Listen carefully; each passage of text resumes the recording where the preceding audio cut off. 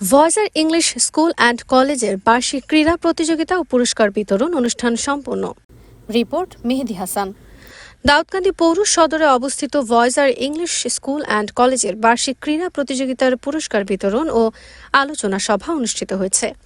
মঙ্গলবার সকাল 10টায় স্কুল মাঠে এই অনুষ্ঠান সম্পন্ন হয়। অনুষ্ঠানে স্কুলের প্রতিষ্ঠাতা ও প্রিন্সিপাল মোহাম্মদ সুমন সরকারের সভাপতিত্বে প্রধান অতিথির বক্তব্য রাখেন দাউদকান্দি উপজেলা নির্বাহী কর্মকর্তা নাইমা ইসলাম।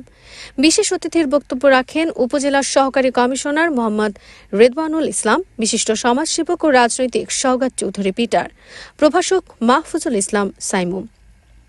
শুভেচ্ছা বক্তব্য রাখেন ভাইস প্রিন্সিপাল মোহাম্মদ ইমরান হোসেন। অভিভাবকের মধ্যে বক্তব্য রাখেন দৈনিক ইত্তেফাকের দাউদকান্দি প্রতিনিধি শরীফ প্রধান।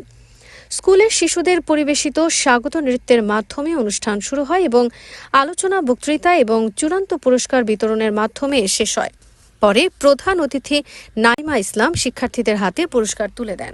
কিছুক্ষণ আগে আমরা যে বক্তব্যগুলো শুনেছি সুন্দর করে উপস্থাপন করেছে। একটা বক্তব্য শুধু বললেই হয় না, যে এখানে বাচ্চারা যারা ইংলিশে স্পিকিং করেছে, ইংলিশ স্পিকিং একটা আর্ট। বিশেষ করে আমাদের যে বয়সী ছাত্রছাত্রীদের কাছ থেকে আমরা শুনেছি, এবং একটা উপজেলা পর্যায়ে বিশেষত আমরা যদি ঢাকা বা চট্টগ্রাম মেট্রোপলিটন এলাকাতে এই ধরনের একটা স্পিচ শুনতাম, তাহলে হয়তো আমরা অনেক ক্ষেত্রেই বলতাম যে না, ওই বাচ্চাটার স্পিচে আরও বেশি ভালো হওয়া দরকার ছিল, ওর প্রোনাউন্সিয়েশন আরও এরকম হতে হবে, ওরকম হতে হবে। কারণ তাদের ওখানে ম্যাক্সিমামই দেখা যায় ইংলিশ মিডিয়াম থাকে বা একটা ইংলিশ ভার্সন থাকে, তারা অন্য লেভেলে কথাটা তো বলতে পারে।